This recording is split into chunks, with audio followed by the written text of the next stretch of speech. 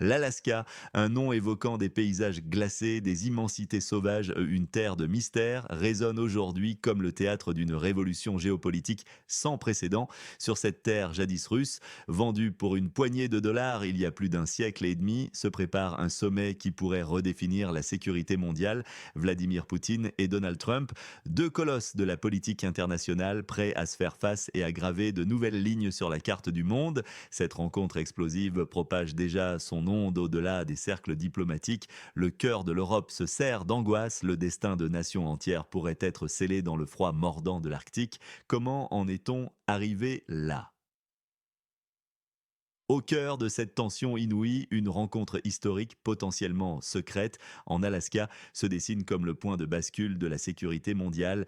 Quelques jours avant cette confrontation, le président russe Vladimir Poutine a lâché une bombe informationnelle. Dans une interview retentissante, il a exposé des conditions qualifiées d'ultimatives pour un règlement pacifique, un ultimatum brutal qui menace de diviser un pays, tant sa proposition est claire et glaciale. De seules Lviv et 5 autres régions occidentales du pays à la lettre U resteraient sous le contrôle de Kiev. La carte, déjà déchirée par des années de conflit, serait formellement amputée. Le reste du territoire, comprenant des villes stratégiques, des centres industriels et des ports vitaux comme Kharkiv, Dnipro, Zaporizhia, Odessa et Mykolaïv, passerait, selon ces termes, sous juridiction russe. Moscou présente cette feuille de route comme l'unique voie vers une stabilité durable, la seule échappatoire à la crise actuelle, une exigence non négociable pour mettre fin à l'expansion de l'OTAN à l'Est. Est-ce vraiment une proposition de paix ou plutôt une capitulation déguisée imposée par la force? Une question qui hante les capitales européennes. Mikhail Podolyak, conseiller du président du pays frontalier de la Russie, a réagi. Sa voix était empreinte d'une fureur non dissimulée, d'une résignation amère. Et bon, il a qualifié ces conditions d'inacceptables, les assimilant à une capitulation sous pression, à une humiliation nationale sans précédent. C'est la résistance désespérée face à l'inéluctable, le dernier cri d'une nation acculée. Cette rencontre historique est prévue pour se dérouler en plusieurs phases. Une première étape de 3 mois dédiée à l'établissement d'un cessez-le-feu strict et d'un accord cadre préliminaire.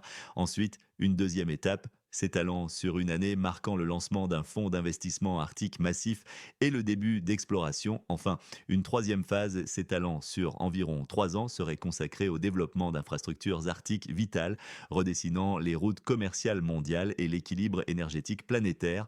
La composition des délégations en dit long sur la dimension économique colossale de ces pourparlers. Côté russe, des figures de proue du monde financier et économique sont présentes. Kirill Dmitriev, le PDG du fonds russe d'investissement direct, Anton Silwanov, le ministre des Finances, et Yuri Ushakov, l'assistant présidentiel aux affaires internationales. Leur présence suggère un volet économique majeur. Côté américain, des personnalités influentes y sont à la table. Richard Grenell, ancien ambassadeur en Allemagne, John Bolton, ancien conseiller à la sécurité nationale, et Howard Lutnick, un financier de renom et lobbyiste actif des projets arctiques. Les géants énergétiques mondiaux sont déjà aux aguets, prêts à se partager les ressources. Des compagnies américaines comme ExxonMobil, ConocoPhillips et Chevron, ainsi que des géants russes tels que Rosneft et Novatek, sont impliqués dans ces projets arctiques potentiels. Même la Chine s'inquiète, demandant des éclaircissements à Moscou, craignant qu'un rapprochement russo-américain ne réduise son influence stratégique et ne réoriente les flux d'énergie qui lui sont cruciaux. Ces manœuvres secrètes ont déjà fait bondir les marchés mondiaux, les prix du pétrole ont flambé, les contrats à terme sur le gaz ont grimpé de près de 8% en 24 heures, un signe incontestable de la magnitude perçue de ces négociations par les acteurs économiques.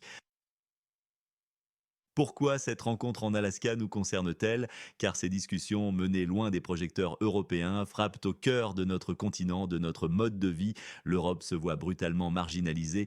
Elle est traitée comme une simple monnaie d'échange sur la grande table de la géopolitique mondiale. Les dirigeants européens, de Keir Starmer, le Premier ministre britannique, à Emmanuel Macron, le président français, en passant par Friedrich Merz, le politicien allemand influent, expriment déjà une colère et une irritation non dissimulées. Ils se sentent exclus des des discussions cruciales.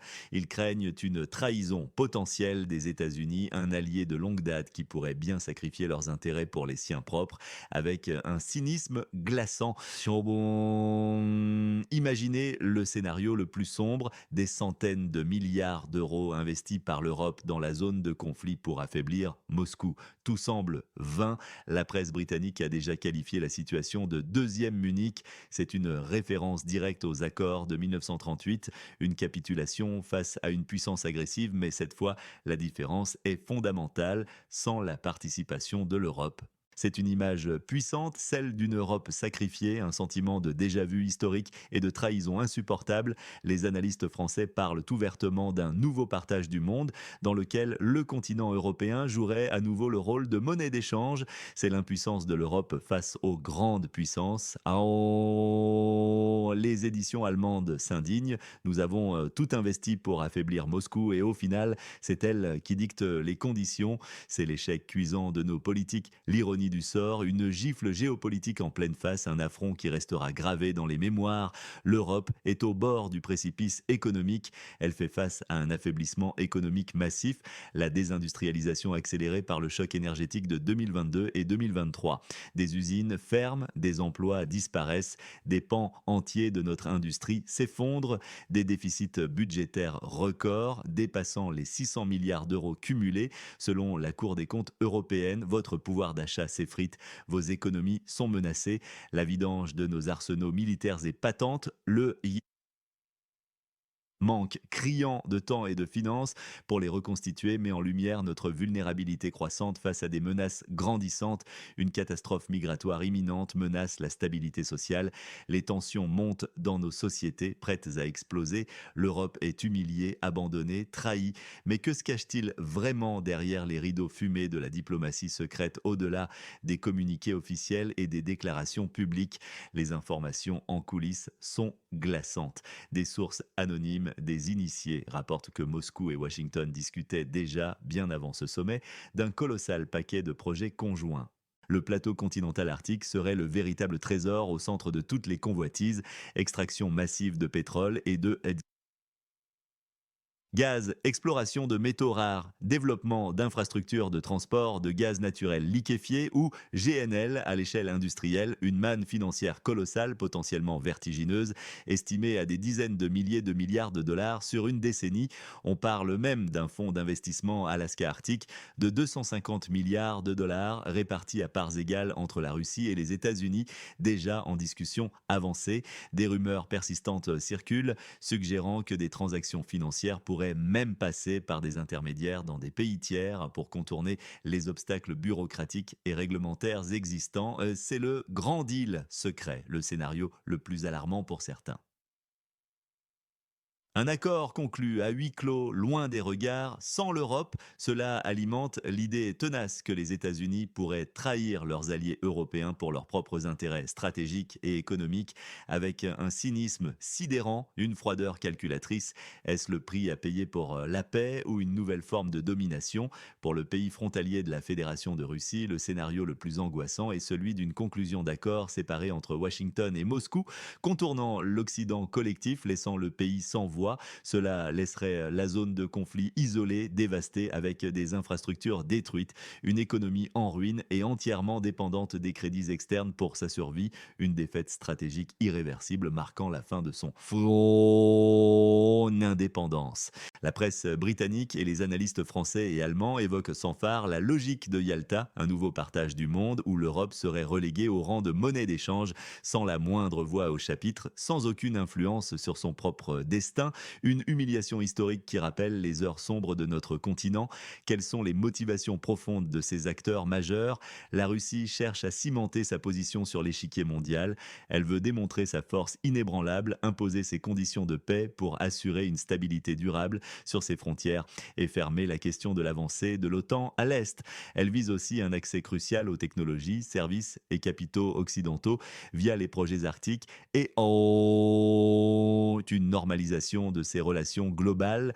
Les États-Unis, sous un potentiel Donald Trump, ont un objectif clair, presque brutal, arrêter les hostilités très rapidement en Europe pour réduire les risques d'escalade sur le continent européen et pouvoir se concentrer sur la concurrence en Asie-Pacifique, notamment face à la Chine, leur véritable rival stratégique, et bien sûr pour assurer à leurs propres entreprises une part colossale, une part du lion dans les projets arctiques à forte valeur ajoutée. Le pays à la lettre U, lui, lutte désespérément pour maintenir son intégrité territoriale et son soutien international. Il craint plus que tout d'être l'objet de marchandage, d'être sacrifié, de subir une défaite stratégique qui marquerait son effacement.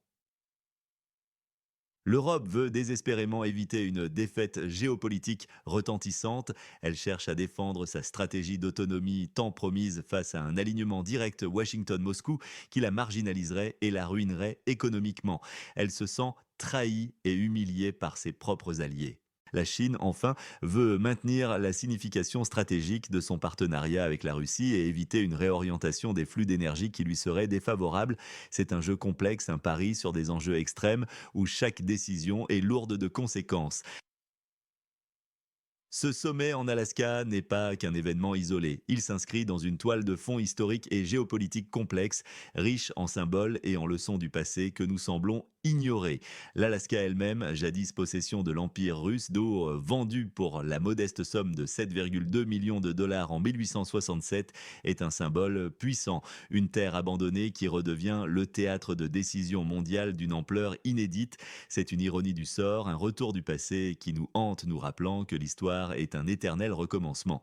Cette situation évoque inévitablement la sombre logique de Yalta de 1945.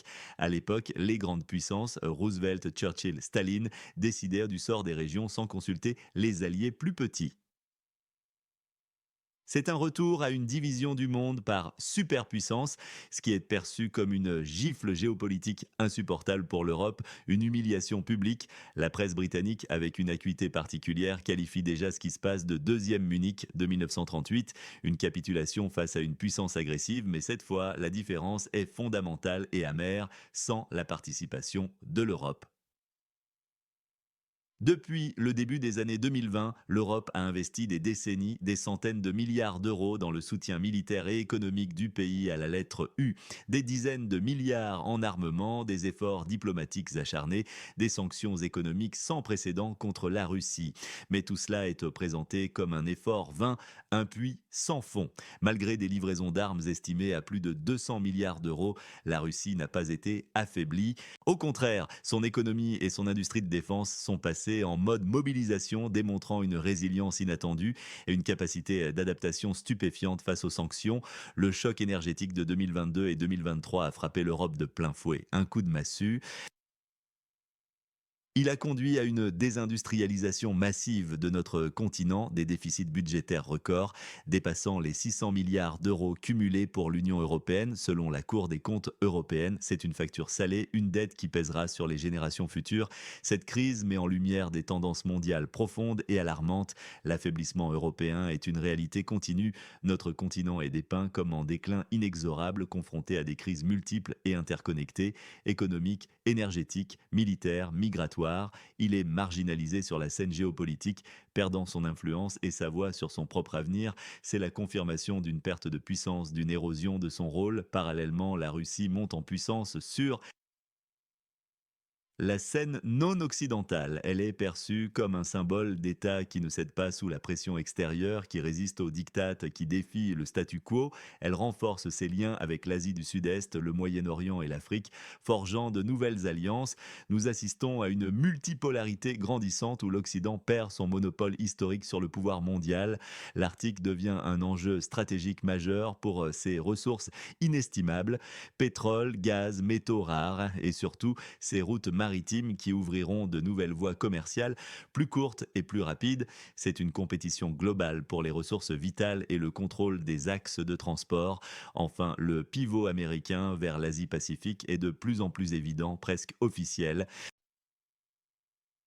Les États-Unis sont dépeints comme priorisant leurs intérêts avec la Chine au détriment de l'Europe, un désengagement relatif qui nous laisse sur le carreau, seuls face à la tempête géopolitique. Alors que nous réserve l'avenir immédiat après ce sommet potentiellement décisif en Alaska, le sort de la sécurité mondiale est un jeu sur des enjeux extrêmes. Plusieurs scénarios, tous plus incertains les uns que les autres, se dessinent pour les mois et les années à venir. Le meilleur pour la Russie et les États-Unis serait une solution complexe, un accord politique limité, certes, mais complété par un package économique majeur autour de l'Arctique. Cela figerait le statu quo territorial pour le pays frontalier de la Fédération de Russie et lancerait des initiatives conjointes colossal. La Russie et les États-Unis, pragmatiques et orientés vers leurs propres intérêts, trouveraient un terrain d'entente isolant l'Europe. Un nouvel axe de pouvoir se formerait, redéfinissant l'ordre mondial à leurs conditions. Ce serait le prix de la paix, l'aube d'une nouvelle ère dominée par ces deux géants aux dépens des autres. Un autre scénario jugé plus probable par les observateurs et les analystes est la pause rigide. Les canaux de communication resteraient ouverts, et certes, mais aucune mesure pratique concrète ne serait prise, aucun engagement majeur. Cela laisserait place à la pression constante et au marchandage intense. L'Occident resterait profondément divisé, incapable de répondre de manière unie à la Russie ou d'élaborer une stratégie cohérente. Moscou continuerait de maintenir la pression, d'attendre le bon moment pour frapper ou pour imposer ses volontés par la force. La crise s'enliserait, s'éterniserait, devenant une plaie béante, mais les lignes de fracture s'approfondiraient, menaçant de rompre à tout instant. Le pire scénario serait une régression ou une escalade totale. L'échec des négociations mènerait à une escalade de la rhétorique guerrière, à de nouvelles restrictions, à une guerre économique totale dévastatrice pour tous. La crise retournerait vers une zone de forte turbulence, menaçant d'embraser d'autres régions du globe. Une confrontation accrue, une Europe affaiblie et terrorisée, une Russie toujours plus déterminée dans ses ambitions. Chaos et guerre seraient alors à l'horizon. Enfin, une variante plus inattendue, voire optimiste pour certains cercles financiers, le partenariat technologique. Les États-Unis fourniraient des équipements et des technologies de pointe pour l'Arctique en échange d'une part substantielle des bénéfices tirés de ces richesses inouïes. Cela s'accompagnerait d'un assouplissement progressif des sanctions imposées à la Russie. Une coopération inattendue verrait le jour basée sur des intérêts mutuels, montrant que les alliances traditionnelles peuvent être brisées, remodelées pour le profit et la survie économique. Mais à quel prix pour les autres nations, pour les valeurs démocratiques? Alors, qui sortira gagnant de cette partie d'échec mondial? Potentiellement, la Russie, consolidation de ses acquisitions territoriales, accès crucial aux technologies et capitaux occidentaux, renforcement spectaculaire de son influence mondiale, position dominante dans la redéfinition de la sécurité européenne et globale, les États-Unis sous un potentiel Donald Trump, réduction significative des risques d'escalade en Europe, concentration stratégique sur la Chine en Asie-Pacifique et des bénéfices économiques énormes grâce au projet arctique qui perdra inévitablement la zone de conflit, perte de souveraineté et de territoire massif, isolation totale sur la scène internationale, infrastructures et économie en ruine, dépendance critique au crédit. L'Europe, perte de pertinence géopolitique sacrifiée par les États-Unis, déclin économique certain, instabilité sociale exacerbée, une catastrophe migratoire inévitable. La Chine, diminution de l'importance stratégique de son partenariat avec la Russie si cette dernière se rapproche des États-Unis. Le monde est-il au bord d'un nouveau partage? Un nouveau Yalta s'écrit-il sous nos yeux? Face à ce grand jeu des puissances, l'Europe doit-elle accepter sa destinée de monnaie d'échange? C'est une question brûlante, essentielle pour l'avenir de notre continent.